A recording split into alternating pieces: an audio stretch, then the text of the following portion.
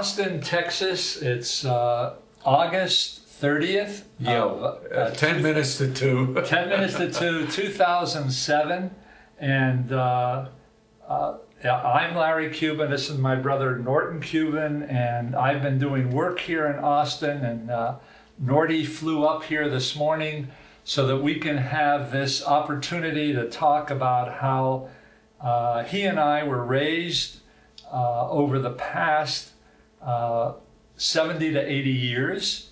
But most important, we'd like to have this as a gift of ours to our children and grandchildren who will probably not ever have the experience of knowing people that were born in the 1920s and 30s.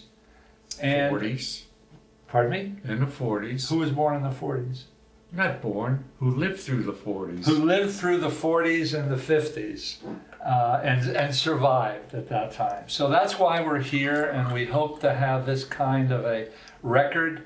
It's something that we have been talking about doing for a long time, and so we're here now. Now, Norty, you're 9 years older than me. Our oldest brother, Marty, died in 1999 in October, and it will be 8 years in October. Isn't that long? Yeah, so we're the only ones left of the Pittsburgh Cubans. Track of time, yeah. And so, because you're 9 years older than me, Don't rub it in. it wasn't my fault. It wasn't your fault. It's just the way it happened. I wanted to have you talk a little more about growing up in New York, where you were born, and then we'll segue to Passaic, New Jersey, where I was born, and then into Pittsburgh, where both of us grew up at different times. So let's start with this photo right here, Norty. In this photo, there's Mom and Dad, Mom's sister Tanya, with her two kids, Sydney and Al. Sydney is still alive. And then the two of you, Marty and yourself. Now, this was taken somewhere in New York or something. It was taken up in the country. My mother, my parents used to take me up to upper state New York. I remember that very well. And get out of the city in the summertime because it was very hot. And we used to live up in the farm area there. And I remember Marty, one time we went into the city and he was in the back of a horse-driven carriage, and he wouldn't let me get back onto the wagon. I'll never forget that. I ran all the way, followed behind, and he wouldn't let me get on. I told you he always had a main street. Yeah, that's what older brothers do to younger brothers. And I'll never forget that. What was it like growing up in the city? We lived at that time. We lived on Fox Street. Yeah, what was it like growing up there? Growing up there, we used to play stickball, which has always stayed in my mind, where you play in the streets and the cars and everything. The manholes were a base. One car would be a base for third, one for second, and so forth. And one particular time, Mark got hit by a car on the street. And it was pretty bad. They took him up. We lived in an apartment right close by. And they wanted to amputate his leg. And my mother and your mother wouldn't let him do it. And she nursed it back where he saved his leg. Yeah. And I'll never forget that. My mother and I, over a period of time, weren't the greatest, but at that particular time, and with you, when you had with your leg, with the polio, she had some real terrific things going for her. Yeah. But living in the streets of New York, and Marty and I, when we went to school, when we played hooky, we used to go to the Bronx Zoo, and it was different. It was not a matter of different. That's the way it was. Yeah. Now, what was Dad doing at the time?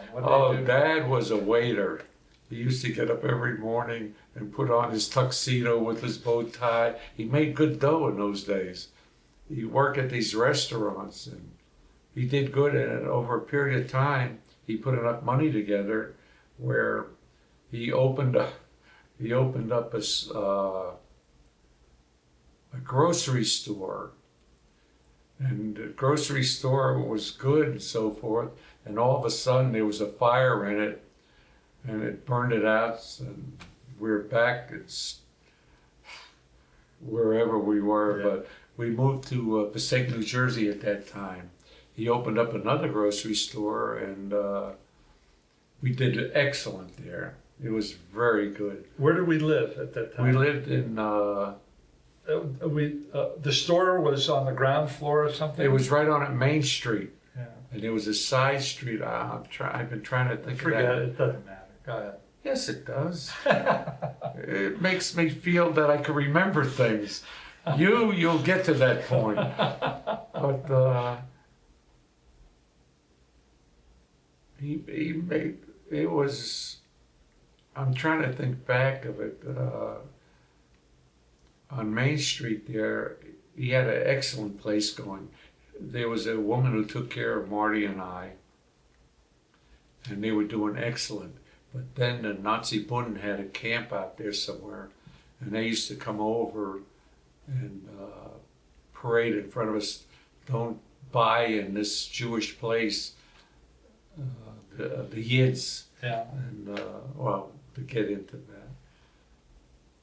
And then we lost it. He lost it. Kroger, I remember Kroger wanted to buy it, and they gave him a good high price. And then when they start, the Nazis start coming and patrolling, they should throw stink bombs. A stink bomb is where you have film, and you set it on fire, and then you stamp on it and throw it in into the grocery store, and that killed the business. Yeah.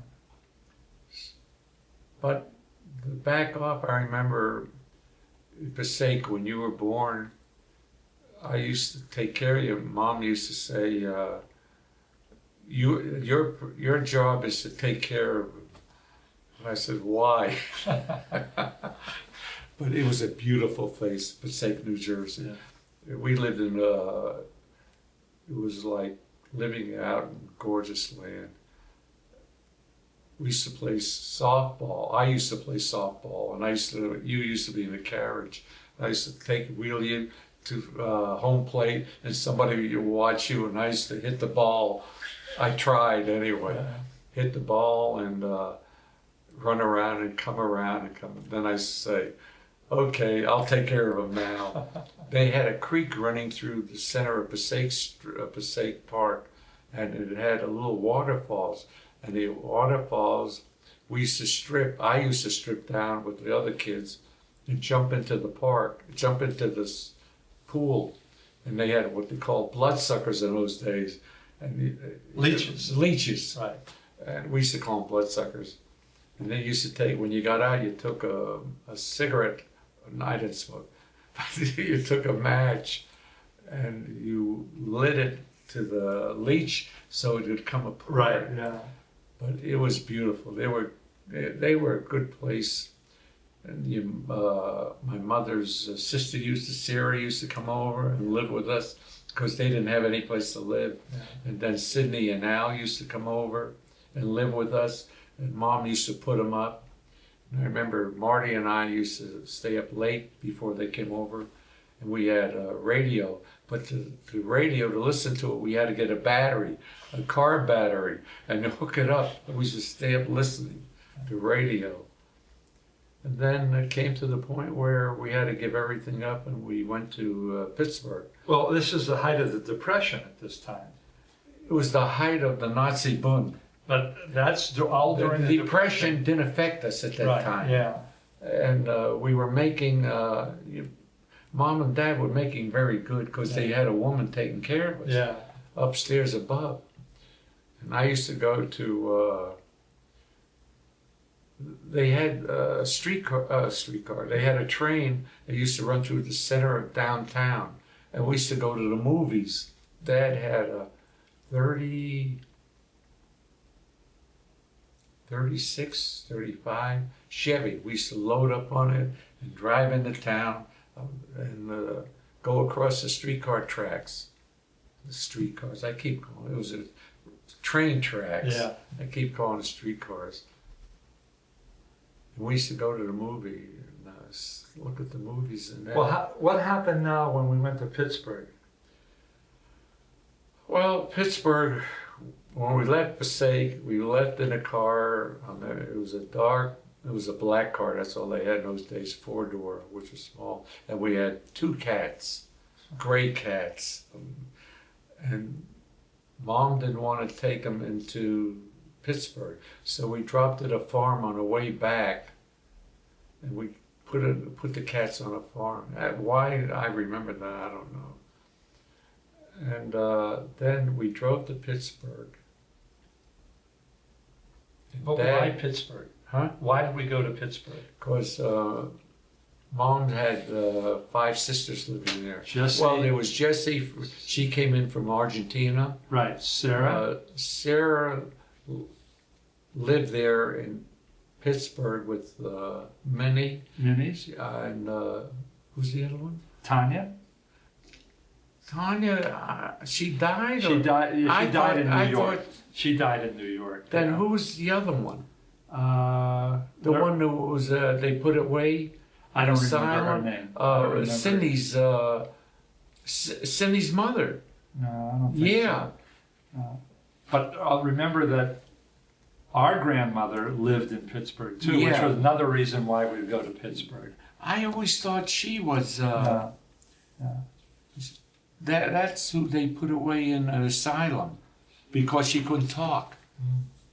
I don't remember that at all because that was And before. that they didn't talk about her. And I So- couldn't understand. So we go to Pittsburgh because our mother's family was there, basically. Yeah.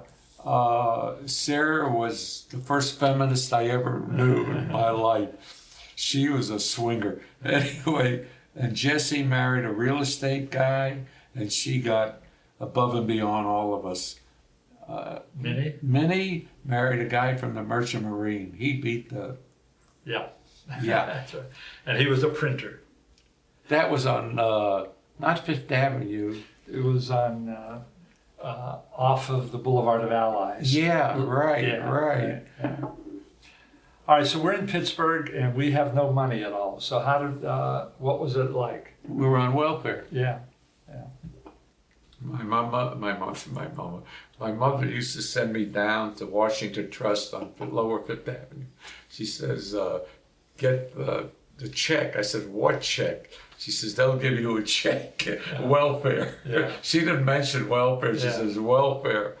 I said, okay. So I used to walk down through Lower Hill District, down there, and they used to give me the cash. I used to put it in my shoe and walk back home and give it to Mom. And Dad used to have a panel truck, and he used to go out to the outskirts, the farming, not the farming area, the mining area. And that had to be, shoot, how old was I then? Well, it was the mid-30s. It was like 36, 37. That's because I was about 2 to 3 years old when we go to Pittsburgh. So you would have been, in this case, 11, 12 years old. And Marty was, in this case, 16, 17. Marty worked for a drugstore in East, where the heck was it? In East End? Ellsworth. Ellsworth Avenue, Right. right. I'm sorry, thank you. It was in Ellsworth Avenue. He worked there, and during the daytime. At night after school, he got me a job working for them. Right. That was during the Second World War time. I remember that very well. Now, we were discussing that before. Right. And they had this African American, at that time it was a colored guy, now it's African American.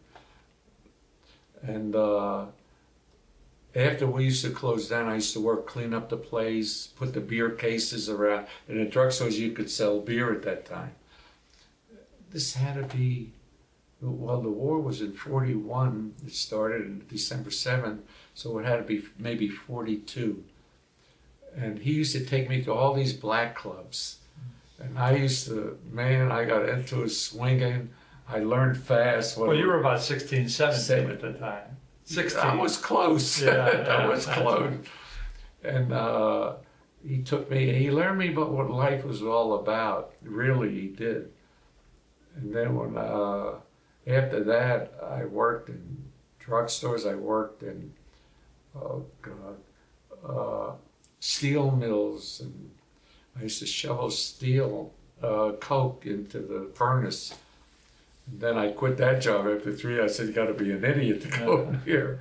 I was smart then. Well, you and Marty were doing, had to bring money into the house. Yeah. Yeah, there was no question about it. Yeah, my mother, our mother, yeah, was really something. Yeah. She used to pat you on the head. I used to get $5 a week after I brought in money.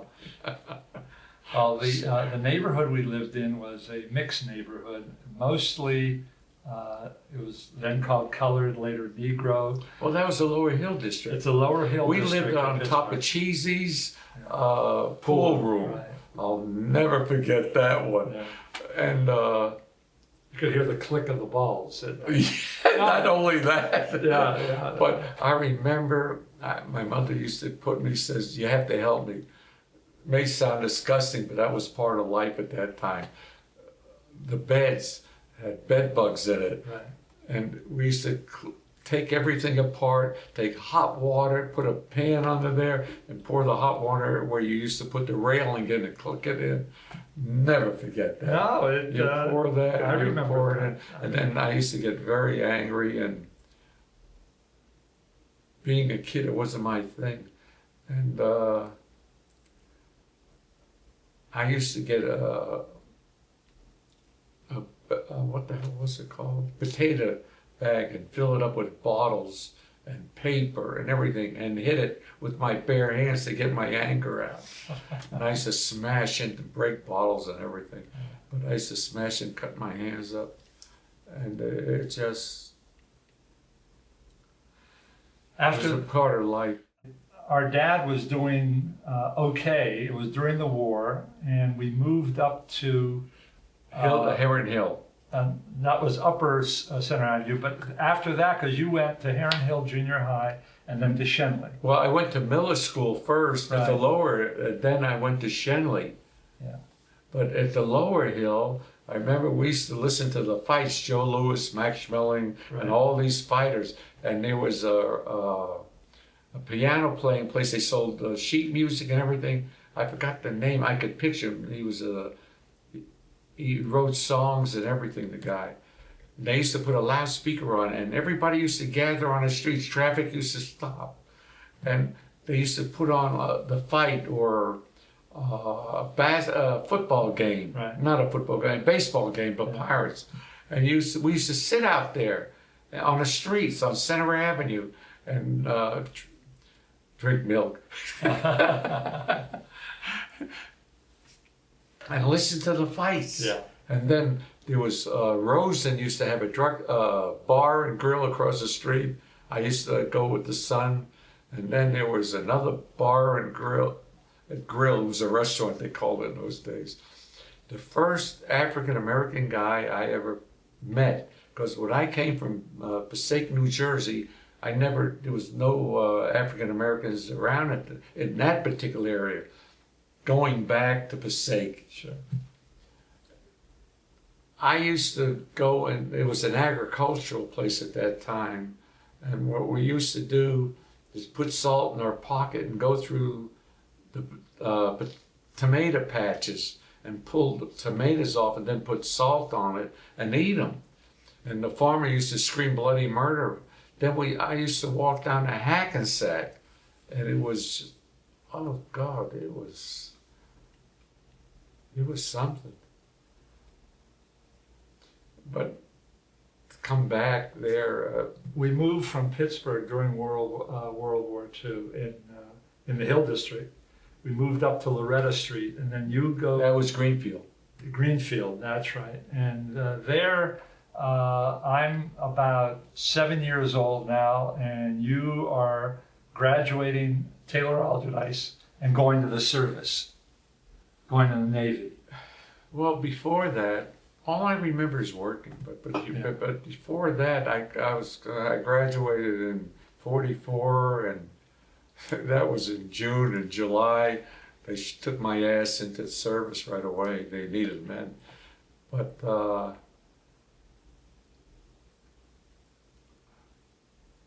I missed a lot in my life.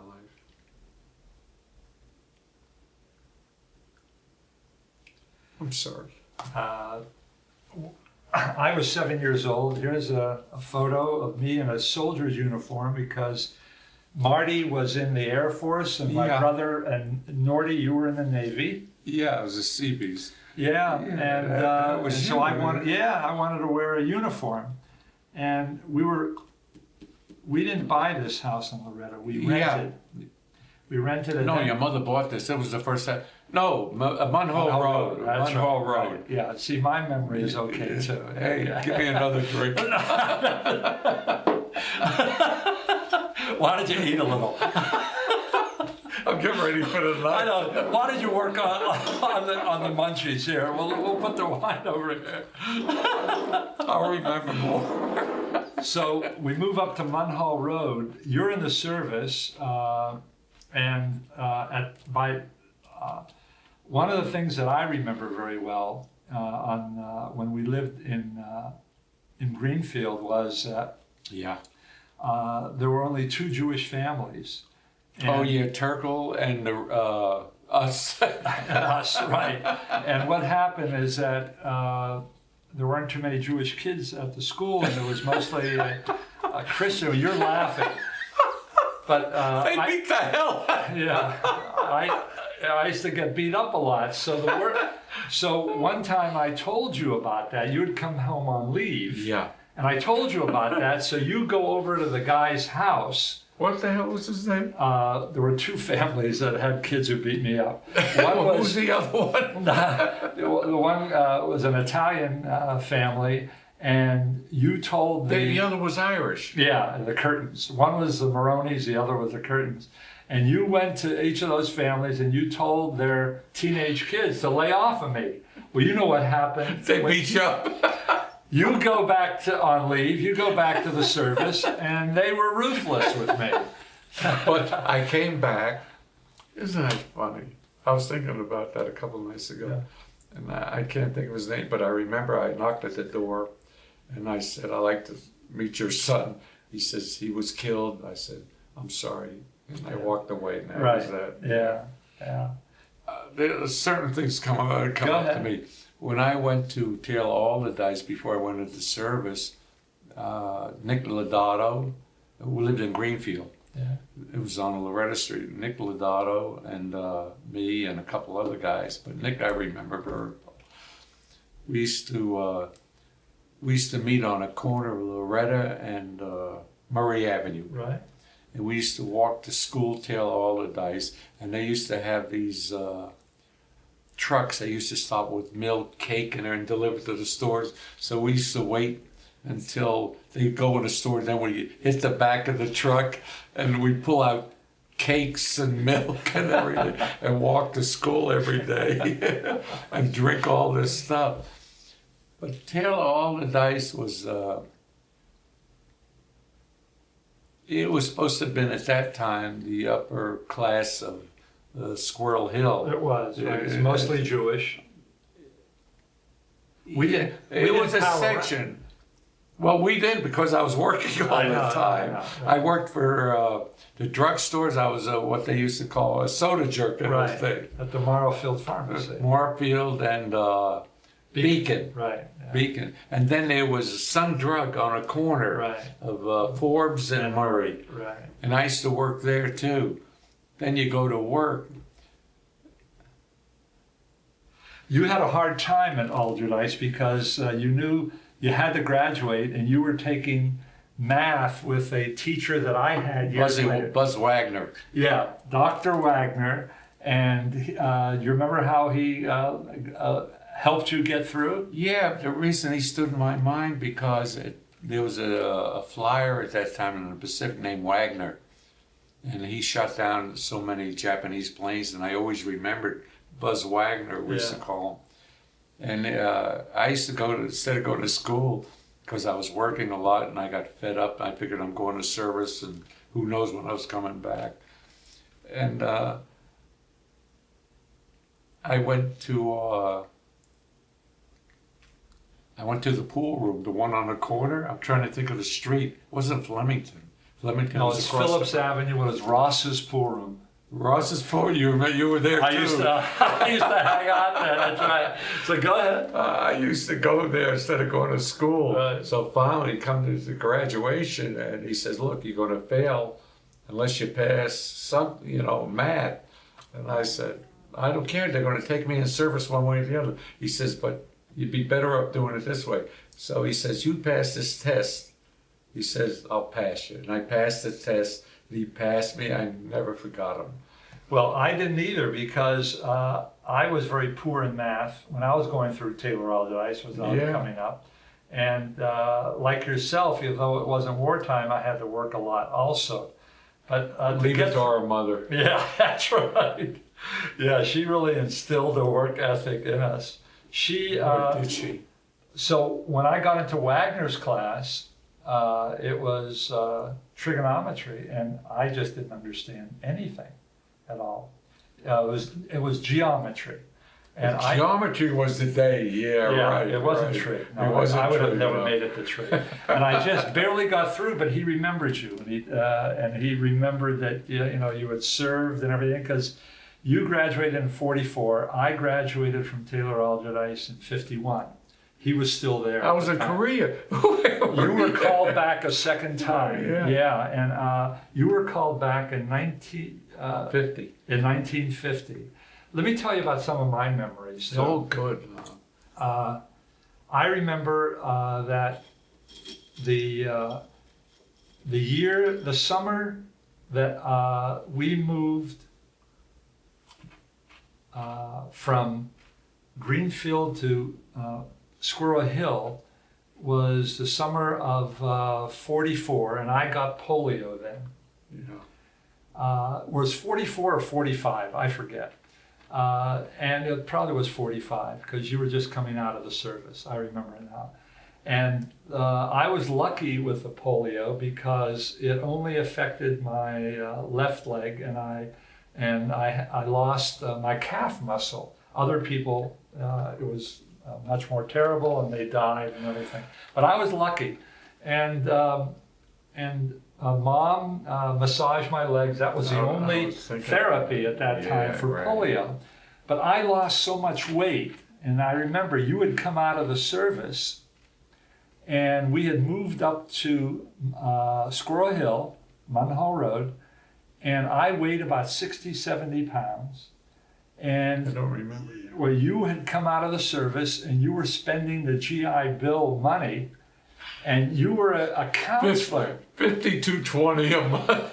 $20 a month. But Mom convinced you to be a counselor at Emma Farm. At Emma Farm, and she said, "Take care of your brother, because he can't walk." You remember that? Oh, I remember that. So it was. I gave up a lot for you. But it was just like when I was in a carriage in Passaic, because I couldn't walk at all. I forgot. You're right. Yeah, I couldn't walk.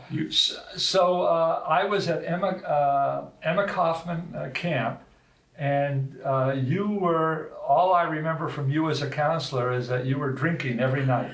That's all I remember. You're not going to say that. But it's true, isn't it? Because either High or Rome were there, your friends were there. Yeah, they're all dead now. Yeah. I'm the only one alive of all of them. That is true. That is true, and I'm glad of it. Not glad that they passed. Well, they were nice guys. But I remember that I was a real baseball fan, and that I could play, but I couldn't run the bases. Yeah. And I had fallen down a couple of times, and they called you, and then you carried me to the bunk and all that. You remember that? I do. Well, of course I'm going to remember it. You're not going to remember that. I'm going to remember that because it happened to me.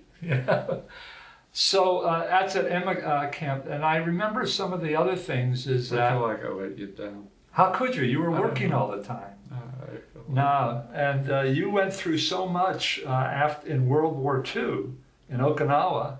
So no, I have never felt that way at all. But I went through Taylor Alderdice, and then I graduated. And one of the things that our mother did was that I had to work, because so I was setting pins at a bowling alley, I remember that. and I became a good bowler. I was a very good you bowler. were damn good. That was the only Not thing. as good as me, but you were damn good. That was the only thing that I ever gambled at. But I used to set pins. This was before the automatic Right, yeah. pin setter We used to for do a bowling. lot. And those were duck pin bowls. Remember Right, that? right. Yeah. And then I worked at the A&P on Murray Avenue. There was an A&P right next to the drugstore at the corner of Forbes and Murray. Maybe? An A&P or Kroger's. Maybe. No, I think it was an A&P. I don't remember. I'm sorry, I just. But I worked there in high school, and then I worked there going to Pitt because my friends were going to Pitt, and I had never thought about college because I was a very poor student in high school. No, you weren't. The teachers were very poor, not you. No. Look where you are now and look where the hell they are. That doesn't, whatever the case It is, cuts with me, that's all that counts. whatever the case was, I was a very poor student, but my friends were going to Pitt. You know, Yus and Dave and Al and all of those friends were going to Pitt. And so I went to Pitt and I worked all the way through. And Mom said, you know, we can't help you other than you could stay at home, room and board. Boy, does that sound familiar. So, and then you and I lived in Munhall Road. Yeah. We shared the same bedroom. You were working at National Record Mart. You hadn't moved out of the house. No, hell no. That's right. And I would hardly ever see you at night. Tell me about some of the stories when you would come home and Dad would be upset with you. Dad would be at the door, you bum, you. And other things, but, oh, Dad. No, you know, if I paid more attention to you at those particular times. I felt you paid attention to me. No, I did. I felt you cared about me. Oh, I love you. I Yeah. love you now, but Yeah. You didn't love me then? no. I loved you all the time. Do you know the thing I remember most? And the kids couldn't believe me when I told them that we never celebrated a birthday in our family. No. Never had Never, that. never. Except you, on Never. my birthday and on Christmas, you would bring little things home. Either you stole them or you bought them. I don't know what you did. Oh, thanks. But you would bring them home for me. And that was the only recognition that I ever got that I was getting older, or a birthday or something like that. I But don't see, remember well, you that. don't remember, but I do, you know. And so I felt that, you know, because Marty had been out of the house. He got married when he was 23. 43. In 1943. In 1943, Never forget that. we were living on Loretta Street. Yeah. And Natalie and Marty went, you know, they were in the service. He was in the service. They went to Baton Rouge, Lake Charles, Louisiana. So I really didn't know Marty. Marty was 15 years older than me. And you and I are the ones We're that... very close. Yeah, you and I are the ones that spend a lot of time together. Yeah, a lot of time. So, so I felt that you always cared for me. I always felt that. But I remember when I gave you my 52 Chevy 4-door and I had prophylactics in a glove compartment. But see, you taught me to drive. You bought your first All car. I heard was, who leaves prophylactics? I says, I do, I may need them. But what you do remember is that I didn't learn to drive until I was 19, and you bought your first 55 Chevy then. 52. Was it a 52 Chevy? 52 Chevy. And you let me use it. Oh yeah, I had no problem with that. It's Uh, more than my father and your brother would do. The thing about it that I also remember, Norty, is that I always wore hand-me-downs from you and Marty. Oh God. So I go to this prom. I go to this prom, and I was so shocked. This girl asked me out to go to this prom, but I didn't have a suit. I didn't have a suit at all. So Mom goes into the closet, picks out one of your suits. You're 2 inches taller than me. So I put on this blue suit. It's your suit. I put on this blue suit and the cuffs. And the haircut, and then the cuffs are all the way down. You're kidding me. Why didn't you tell me? What? I didn't have a suit to wear. I would have got you something for Christ's sake. I hardly ever saw you at the time. You were out and about a lot. So those are some of my memories. I'm sorry. What are you sorry for? I'm sorry. We're laughing about it now. Yeah, but it's still. I missed you. Yeah. Well, it's. I'm glad that we can have the memories and that we can laugh about some of these things. Well, there's memories. You say you miss an awful lot with me, Norty, but when I think of the Great Depression, I think of the Nazi American Bund, and I think about World War II. I mean, those really had an enormous impact on our lives. I mean, both you and Marty went off with the Bund putting Mom and Dad out of business, therefore driving us to Pittsburgh. And I mean, these events we had no control over whatsoever. You had to work. You were working when you were 10 years old. You were selling newspapers in Pittsburgh. Yeah, you were selling newspapers when you were 10 years old. I was selling magazines at Passaic. I remember I used to stand on the corner as the streetcars used to come up and sell Liberty, Women's Home Companion, and Saturday Evening Post. Used to sell them for 5 cents or so forth. Then I used to go to the stores and try to sell them. And I remember when Cindy and Al lived at our place, we used to shoot firecrackers off. And that idiot, Al, he says, "I'll show you how to shoot firecrackers." He tried to shoot one, he blew his hand up. Oh, jeez. Al was... he knew everything. Yeah. Wanted you to talk about you and Marty. Here's a nice photo of you and Marty during World War II, just after World War II. And he was your older brother. And yours? And mine too, but there's 6 years difference between you and Marty. Atlantic City. That was in Atlantic City. And there was 6 years difference. Do you remember? And I'm taller than he is. And you're taller, and that's important to you, I know. He's a good-looking guy, but he's a pain in the ass anyway. Well, he wasn't for many years because our mother looked upon him as the golden boy in many ways. He always was. It's not that he looked on. Yeah. He always was. Right. He always was. I remember she used to call up at work and say, "Can I speak to Marty?" I said, "Yeah." It's not "how are you" and so forth. She talked about Marty. Well, just to give a framework to it is that... You give that. is that after World War II, you bounced around to a couple of kinds of jobs. You were at the National Record Mart, an assistant manager. I was there. And I managed stores and everything. Patty Page, King Cole, I used to meet them. Everything in music. And you love that a lot. Oh, man, I still do. Yeah. The thing about it is that it was a family business and they were not going to, there was no future for you. Howard, Howard, Sam, and who was the other idiot? They're old. Howard was the oldest. Sam was the one who ran it. Jason.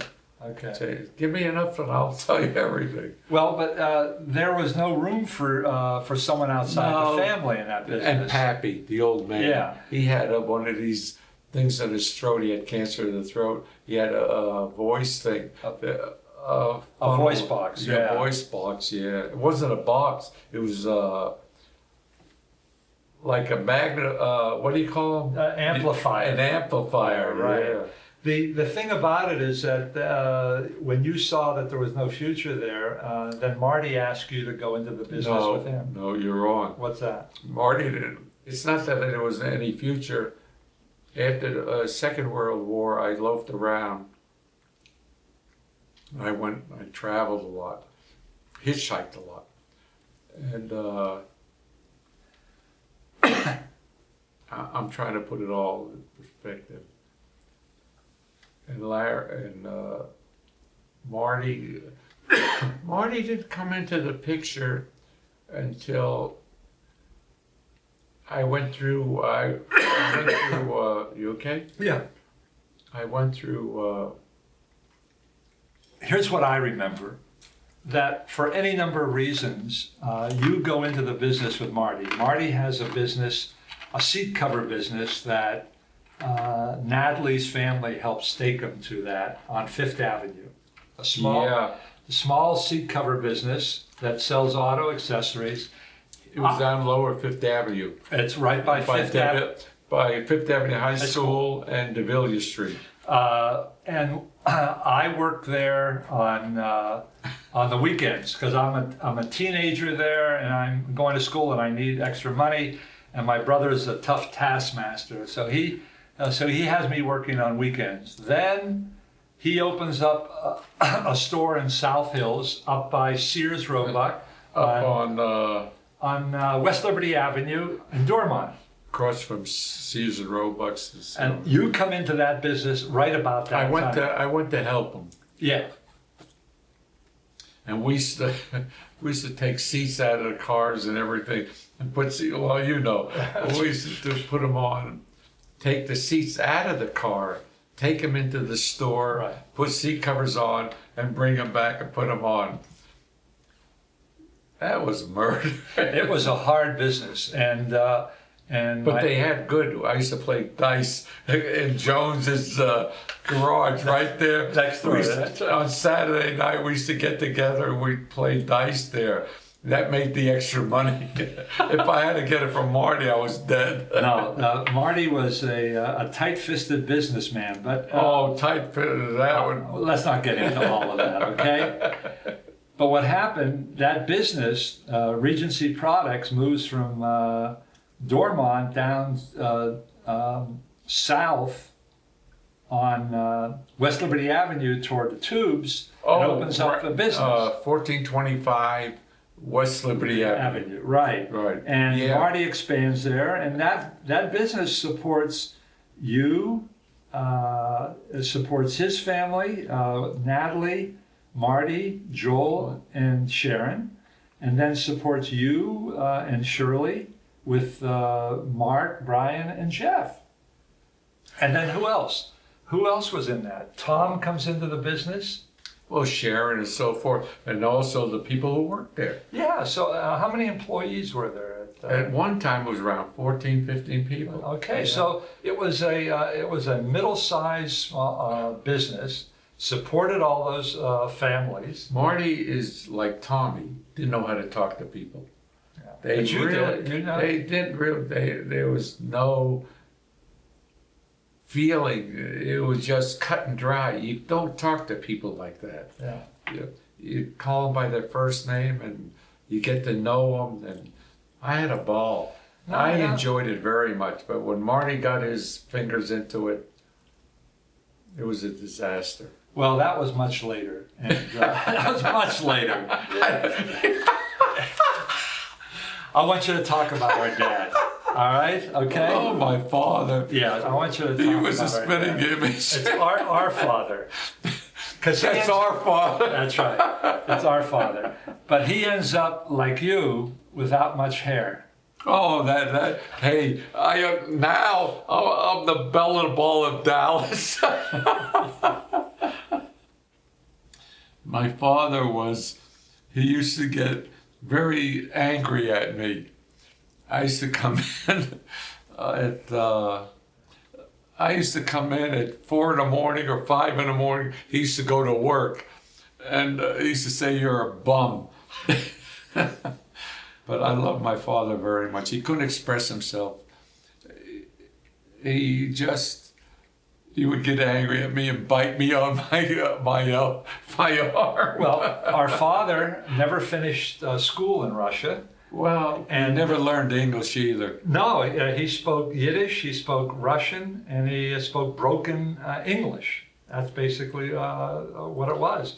But he was he was a hard-working man. He Very always hard. provided for his family one way or another. The family came first. Yeah.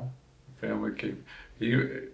I remember when I was very small, he used to take me to the vaudeville, and he was a swinger in certain places. I'm sorry. I remember these things.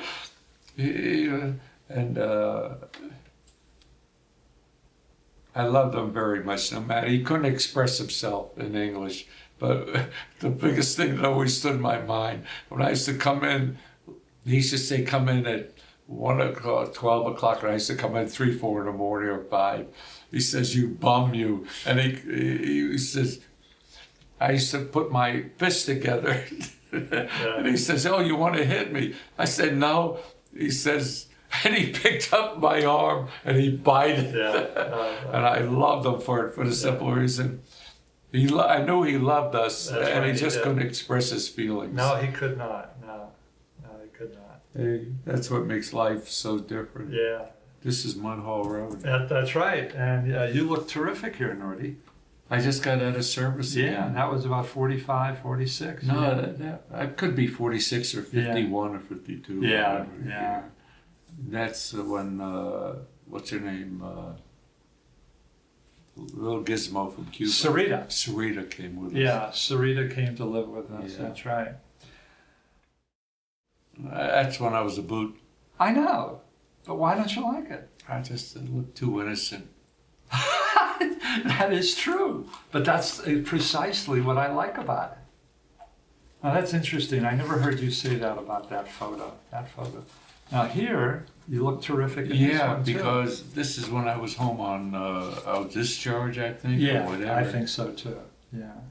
You know, the worst thing in the Second World War in Okinawa, I'll never forget it. Sometimes I wake up thinking about it and crying. It's when I went down on patrol into this cavern. And there were these 2 young Marines burned to death. They must have, whatever. And they cut their testicles off and shove it in their mouth. I'll never forget that. Yeah. Never, I still do. When I watch these World War II pictures, I cry. I remember you didn't want to see the Clint Eastwood film. Did you ever see it? Letters from Iwo Jima? Not letters. I seen the other one from the Japanese viewpoint. That's the Letters from Iwo Jima. Is that what it is? I seen that. Yeah, that was terrible. Cried, yeah. I couldn't sleep. I drank. Yeah. So you did see that film. And it just tears me up. Yeah. What the fuck does an 18-year-old kid know? Yeah.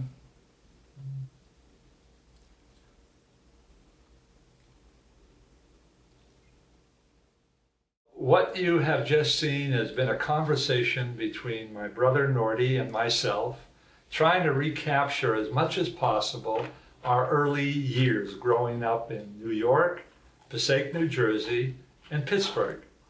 If you wanted a neat, very tightly edited kind of conversation, this was not it. You can see by the relationship between my brother and myself how much we love one another. And it's that love that we want to communicate to everyone watching this video, because it's that love that we give as a gift to the next generation.